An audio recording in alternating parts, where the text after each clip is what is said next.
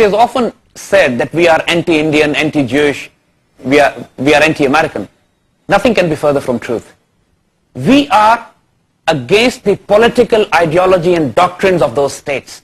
Speaking against the neocon evangelical Christian Zionist foreign policy is not anti-Americanism.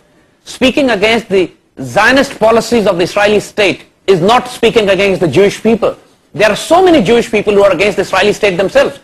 We have taken up the causes of the Dalits and the Shudras and the scheduled castes and the Sikhs and the Tamils and the Naxalites. We are not against the Indian people. We are against the Zionist policies of the Brahman elite. Democracy in the modern world today is the most radical political philosophy, most violent. You will be surprised.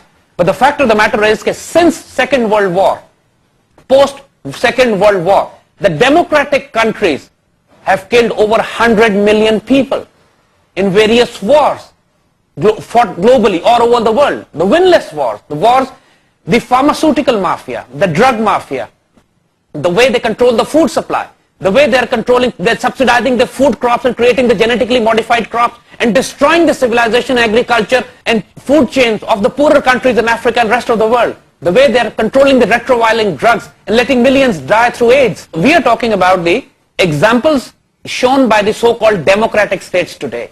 Let's go back into history and see when Islam was a political force, how did they behave? In Andalusia, in Spain, Islam ruled for 800 years. The most tolerant, most brilliant, most innovative, progressive, dynamic, scientific civilization humanity has ever seen for 800 years in Spain. In the modern age, as we have said, people have stopped reading. People have started watching. They're watching more television.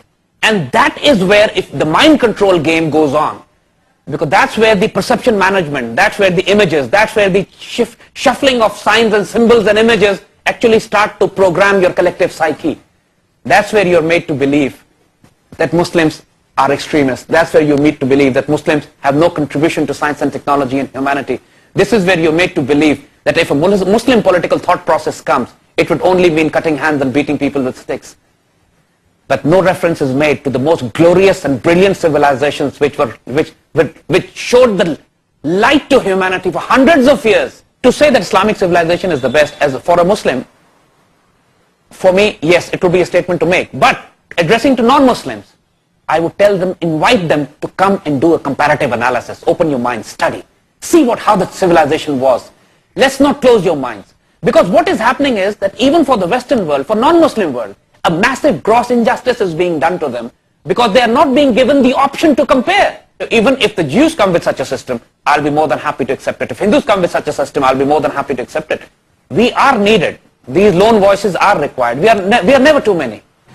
At least it proves one point, that we are hitting them where it hurts most. And we love our job.